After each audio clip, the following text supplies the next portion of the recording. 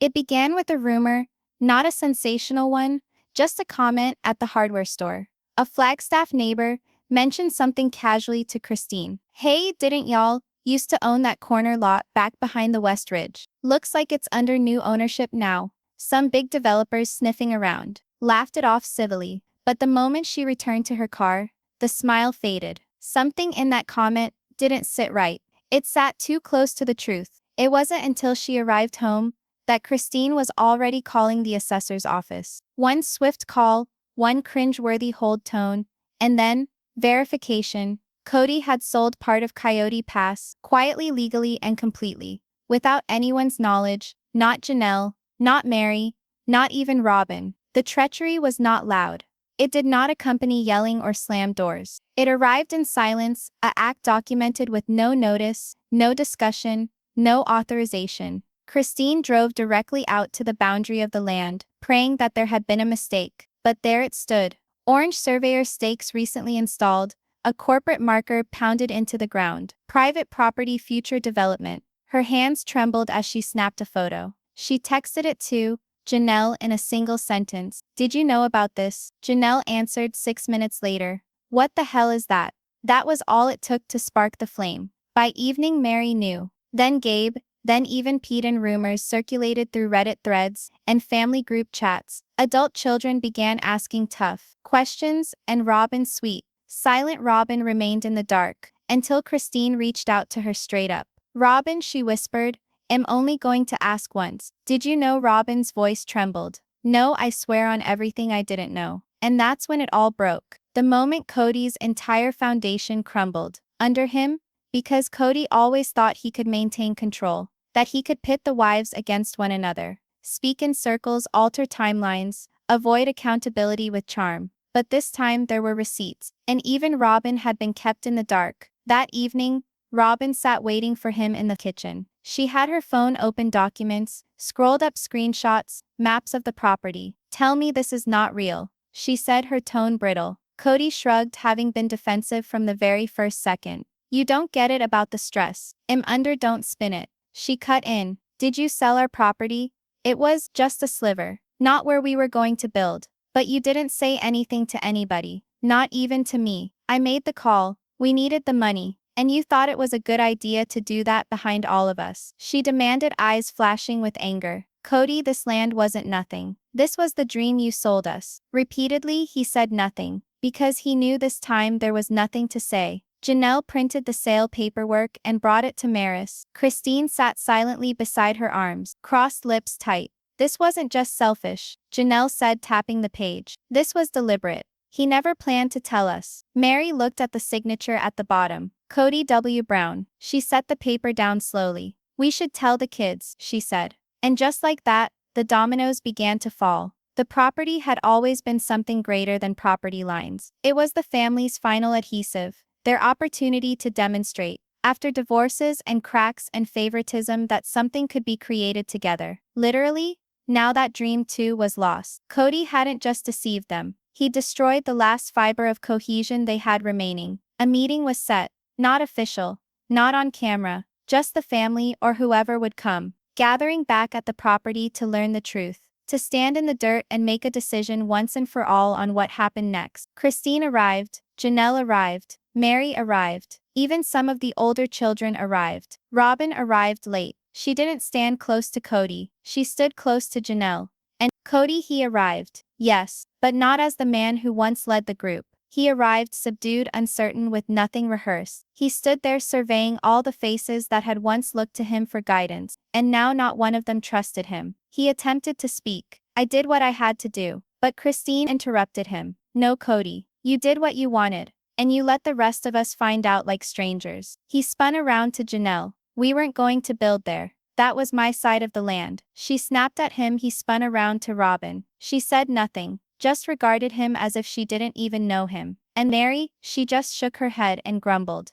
You've burned every bridge and didn't even watch them fall. Gabe moved forward. He didn't yell, didn't make a scene. He just said, you could have asked us for help. We would have helped you. But you lied. That was it. No yelling, no suits, just the last gasp of trust dying. Kody scanned the room and knew they weren't working on it anymore. They were done for even more emotional realities. Family betrayals and unvarnished confessions. They don't share on TLC. Sign up now for Sister Wife Daily Scoop. And never miss the next installment. The land was hushed. Nothing was said after the fight. No subsequent text. No apologies at midnight. No hasty damage control from Kody. The instant they all turned their backs on Coyote Pass, it seemed that the door had closed, and no one wanted to open it again. Christine headed home directly in silence. Her hands clasped the steering wheel, tighter than was needed, but she didn't even notice what she had witnessed out there. The signpost in the ground, the shattered promises, the cold rejection in Kody's tone. It kept replaying like a terrible tape on repeat. She had always wondered whether Kody had a plan, some master plan, a strategy, even if it did not have her in it.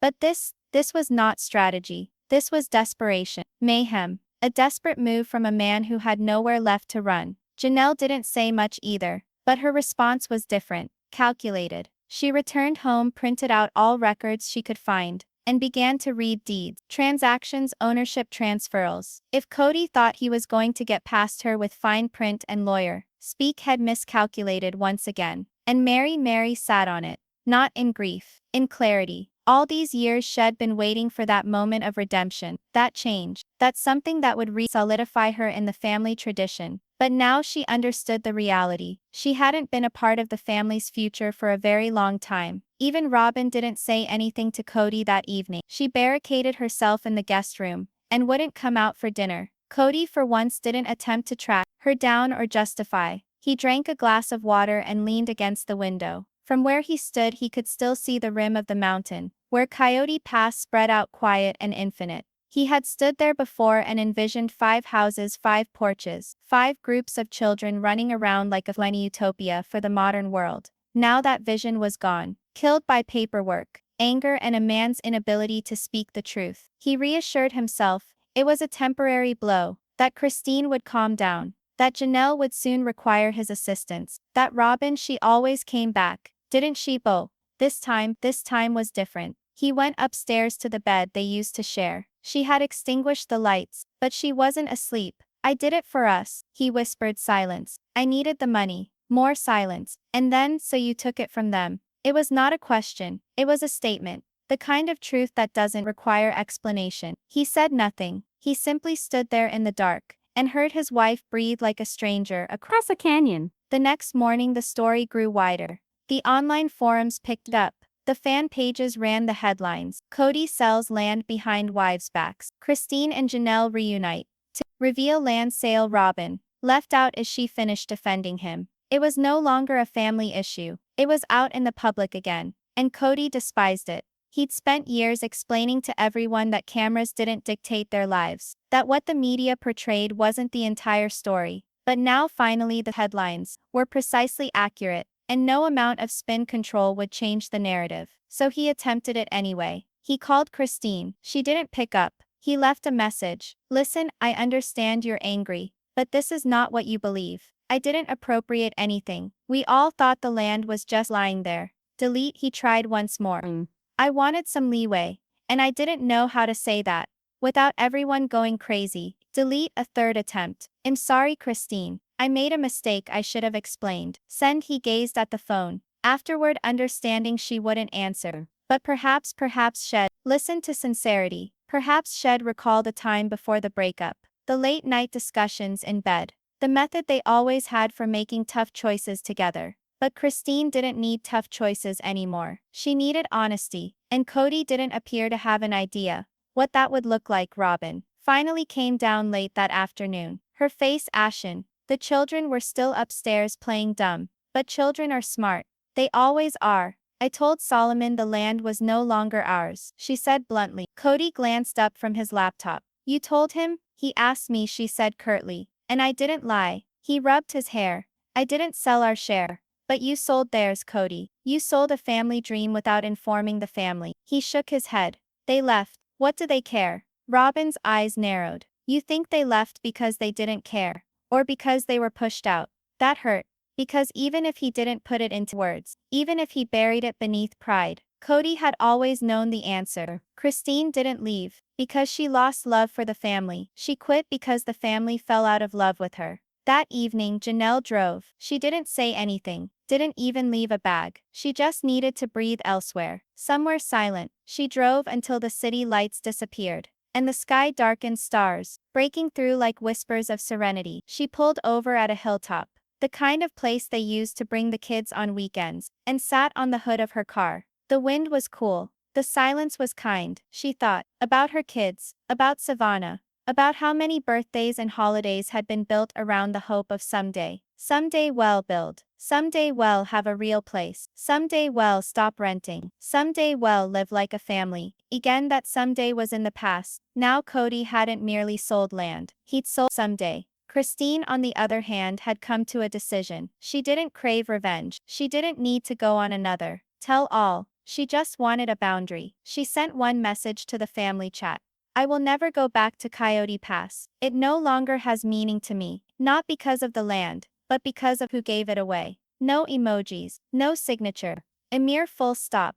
At Robin's place, Kody stood near the fridge, with a glass of water and an emerging realization. The family was already gone. Now Robin was also drifting away. And he knew something he had never accepted previously. This wasn't merely a bad season. This was the end of the road. Robin observed him more intently, in the days that passed, not with love, not with anger, just interest, like a stranger they once knew. Kody worked more slowly now. He shaved less frequently. He hung around windows, but wouldn't tell her where his thoughts were. She could sense. He wished to speak, but he didn't know how. And honestly, she wasn't certain. She wanted to know. Robin had defended him for years, through Christine's exit, through Mara's disconnection, through Janelle's defiance. She told herself Kody was flawed, not cruel. But this selling the land behind her back, that wasn't flawed, that was calculated. She didn't need him to cry or apologize. She needed him to face what he'd become. So she gave him space, not out of punishment,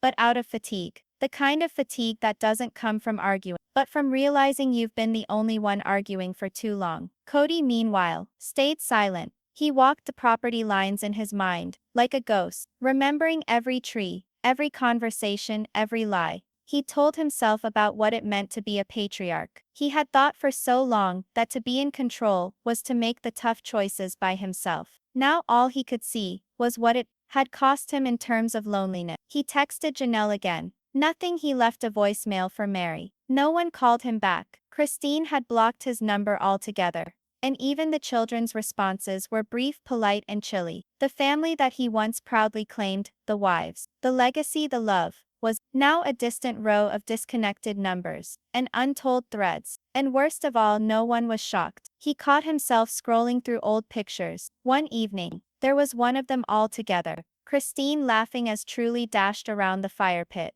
Janelle handing out hot cocoa. Robin brushing snow off Solomon's hat, and Mary roasting marshmallows. Like she weren't standing outside a broken marriage. It had felt real back then. It had been possible back then. Now it just looked like a fake memory. A moment that flew by too quickly to be worth anything. He turned off the phone and sat there in the dark, not knowing which hurt worse. The fact that it was gone, or the fact that he had done it. He drove out to the property the next morning, just to look at it. It was early. The sky was still gray, and the mountain air seeped through his flannel, like a silent judgment. He stood where the new fence had been, pounded in a line that didn't belong to them anymore. He extended a hand, and touched the wood half, hoping it would yield, feel temporary. It wasn't though. It was solid, permanent. There was no going back. He strolled a little further along, to the level ridge, where he had long envisioned constructing his own home. That had been the idea. Had it a large open-plan cabin, a glimpse of the trees, a porch swing, perhaps a hot tub. There was only wind on that ridge now, and echoes. He turned and gazed out at the remainder of the land. It remained big, remaindered. Theirs technically, but emotionally hollow. A dream, stripped of its secrets. And he'd done that. Not by circumstance, not by coercion, by decision. He sat on a boulder for a while, simply staring, until a vehicle drew up behind him. He turned, jumping. It was Janelle. She got out slowly, hands in the pockets of a green hoodie, hair tied back. She didn't look angry. She looked tired. I figured you'd be here, she said. I didn't expect to see you. She didn't respond, just looked past him to the fence line. You know they're already listing it. That company. Gonna start building by fall. He nodded. They're naming it Elk Ridge Estates. She came close to laughing. Sounds nicer than the deception you sold it to us under. He swallowed hard. I didn't mean. Yes, you did. She cut in. You meant to exclude us. You meant to go it alone. You meant it to be a secret.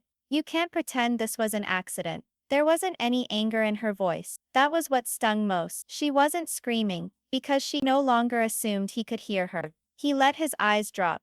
I didn't think it mattered anymore. That you all had moved on. Janelle inched closer. Moving on isn't about not caring. It's about not waiting. You made us wait. He wished to utter something, anything, but the words stuck. She gazed at him for a moment, then looked out at the land. You told me once we were creating a legacy. She told him. What do you call this now? Kody said nothing, because he didn't know. She turned and went away, and just before she climbed back into the car, she spoke softly. There's still land here, Kody, but nobody's building with you anymore. The door closed softly. The tires threw up gravel, and he was alone once more. The week went by in a haze. He said nothing of the visit to Robin, nothing about the tears that followed. He simply said he needed to concentrate on repairing things, though he had no idea what that meant anymore. Repairing what? A legacy nobody believed in. A name that was worth more in scandalous headlines than in the hearts of his children. A nightmare sold off in 1-acre slices. He returned out to Coyote Pass each morning, began tidying up tiny patches, clearing away trash, weeding, mending shattered garden. Fences that hadn't been looked at for decades. No television crews, no wives, no family barbecues, just labor. Worthless silent labor. And somehow it worked. There was no forgiveness in the offing. He was well aware of that. But there was integrity. For the first time he was engaging in something that wasn't performative. It wasn't to win someone over. It wasn't to prove a point. It was a man cleaning up the mess he created. Not metaphorically. Literally, day by day. His palms grew callous, his lower back hurt, the wind dried out his lips. But he continued to show up.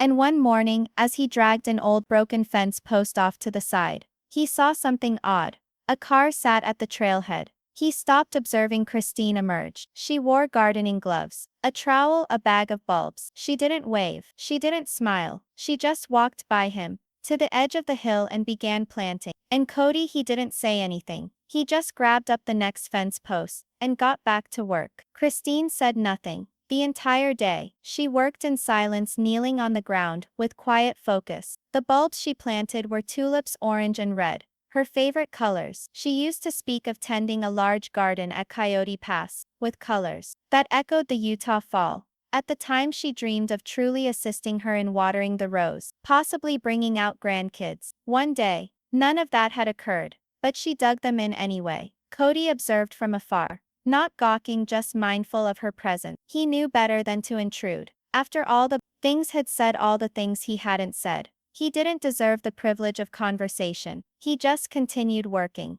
The two of them, once tied by vows and children and years of dreams, now moved like hushed strangers on the same bit of ground. Their eyes crossed once, just for a moment. And in that moment, no hate, no forgiveness, just recognition. The kind of glance that conveys we made it through each other. In some way. When Christine departed, she didn't say goodbye. She merely gathered her equipment, wiped her knees with her palms and left. But Kody saw what she'd left behind. A wooden stake planted in the earth with a hand-tooled sign. Bloom anyway. Later that same week, the group thread came to life once more. It was Mary this time. She had shared a picture of the old picnic table from years past, when they attempted to map out the home plots. The picture showed all of them huddled around the table, maps out in front of them, coffee mugs in their hands, and Kody mid-sentence, attempting to rally them like a football coach. Below it, Mary posted, "We were so positive we'd do it. I still don't know if that was silly, or just optimistic." Janelle responded with a heart emoji. Christine chimed in,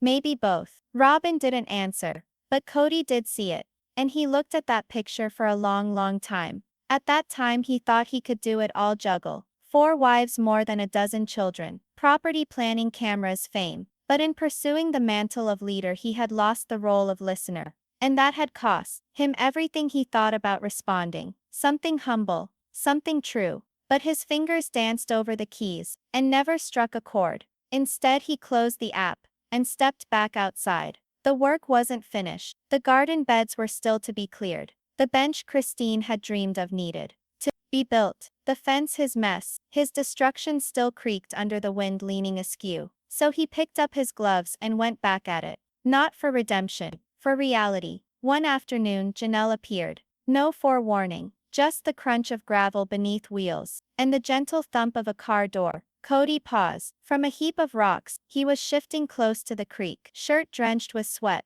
dirt marks across the arms. Janelle emerged with a big clay pot, a fig tree inside it. She put it down beside the garden bed. They grow quickly, she said. Hardy too. He didn't know what to say. She didn't seem angry, just matter. A fact, like she was planting something because it deserved to grow, not because she forgave him. Thank you, he said quietly. She nodded once. Before walking back to her car, she turned and added, if it dies, I'll take it as a sign. He chuckled softly. Fair enough. And then she was gone. But the fig tree stayed. And somehow that mattered. Robin, meanwhile, stayed quiet. She hadn't been to the land. She hadn't responded to group texts. She observed everything from the sidelines, not knowing where she fit. She loved Kody. That hadn't changed. But love wasn't blind anymore. It was complicated. Guarded. He returned home later. He returned home later. He returned home later. He returned Thimhan and discovered her in the kitchen, sorting through stacks of old documents. What's all this? He asked softly. Taxes, deeds.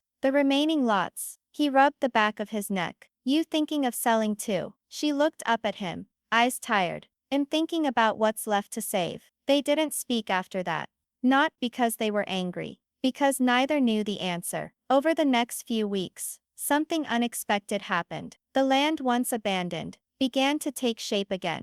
Christine returned more often, never staying long, but always leaving something behind. A few seeds, a potted flower, sometimes just a new row of mulch near the garden beds. Janelle visited on Saturdays. She never spoke to Kody himself, but she labored clearing boulders, planting herbs, pruning brush. Now and then she arrived with a sandwich and left it on the bench without saying a word. Even Mary visited once. She didn't come equipped with tools. She simply stood on the ridge, with her arms folded, gazing at the vista. I forgot how quiet it is here, she muttered to herself, not looking for an answer. I never did, Kody answered, standing a few feet away. She lingered for 20 minutes, then turned and walked away, leaving on the fence post a folded piece of paper that was pushed in. He opened it later. It said it didn't have to end like this, but now that it has, maybe something else can begin. And gradually, without planning or negotiation, something did begin. The land no longer belonged to one man alone. It belonged to all who had ever loved it. Dream had shifted. It wasn't about constructing houses next to each other anymore. It was about sowing something honest, even if it flowered in different corners. Kody continued working every day, not because he was hoping anyone would return, but because for the first time he was constructing without dominating. He was arriving without faking. And on one golden afternoon, with the sun low and the garden aglow in its light, he sat on the new bench Christine had doodled on a napkin years ago. For the first time in years, he wasn't waiting to be followed. He was simply sitting still, quiet. Real autumn crept in gradually, as if it was allowing them all the time they needed to catch up.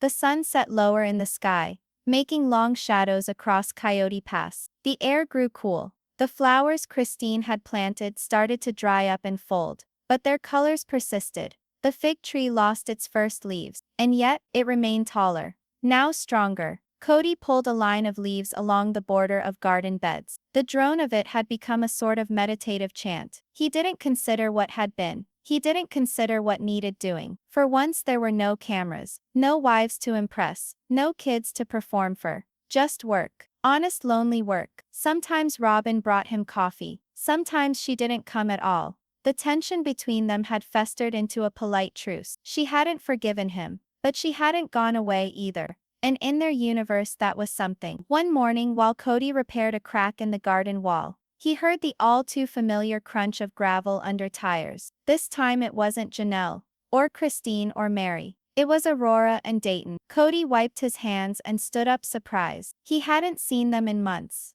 Not since the fallout. They stepped out of the car hesitantly. Dayton carrying a plastic tub, and Aurora holding a folded chair. We brought some stuff. Mom wanted to donate, Dayton said to the garden. Kody asked. Aurora shrugged. She said, you'd know what to do with it. Within the tub were seed packets, unused gardening tools, even a journal titled Land Notes. Kody opened it slowly. It was full of drawings, garden plans, small notes on shade, water lines, and fruit trees. He didn't know he was crying until Aurora reached out and lightly touched his arm. She never gave up caring, she whispered. She just gave up hoping. That evening, Kody sat by the fire, with the journal spread out in his lap. Robin sat across from him, but did not speak. She knew the expression on his face. It was the same one he had when they purchased the land, when he still felt he could construct something that would last. I think, he stated softly. I hurted them more than I ever wanted to. Robin nodded. Intent does not cancel out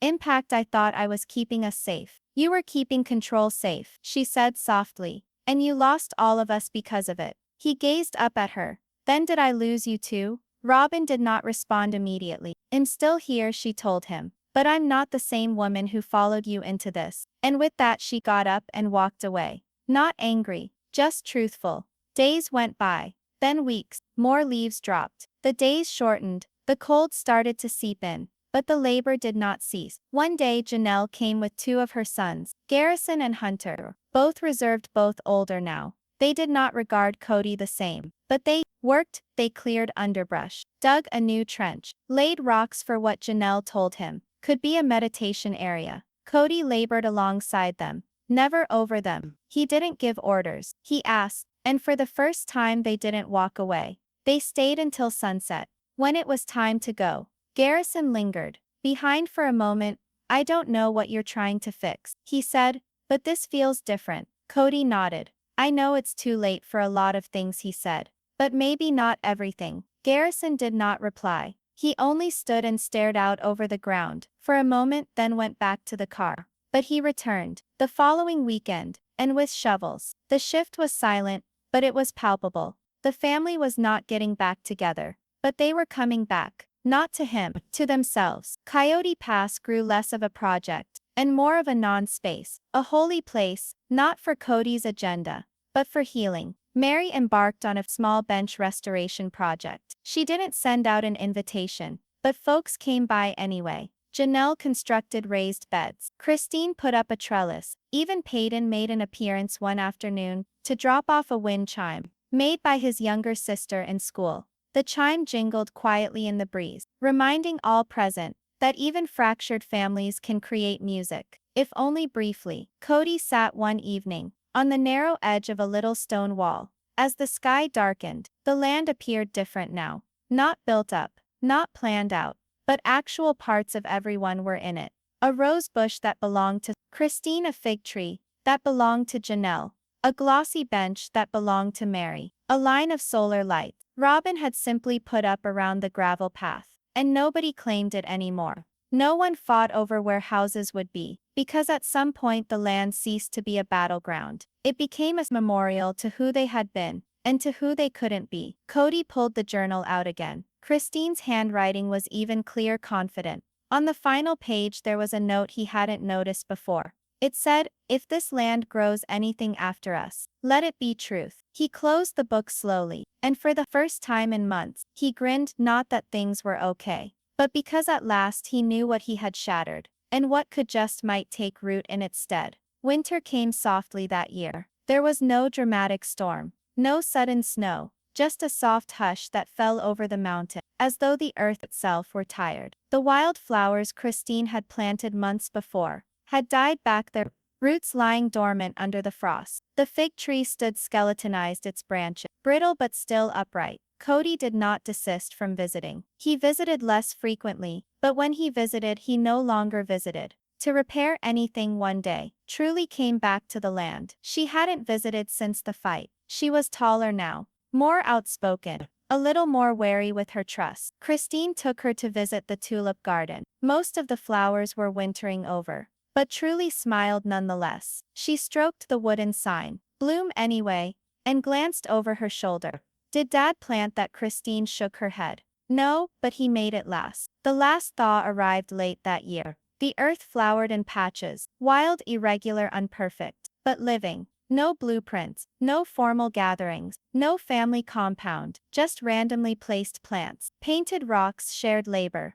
mutual space, something natural, something authentic. The dream had shifted, but perhaps just perhaps, it had evolved into something greater than the vision of any single individual. And as the sun set over Coyote Pass, in the spring, Kody stood alone beside the garden fence, looked out over the hill. The soft hum of the wind chimes behind him, the faint laughter of kids in the distance, and whispered not to anyone else but to himself. This time, I'll let it grow. Thanks for watching, sister. Wife Daily Scoop, where truth is gentle, family is messy, and growth occurs one story at a time. If this journey touched you, be sure to subscribe and comment below. We're seeding something new with each video.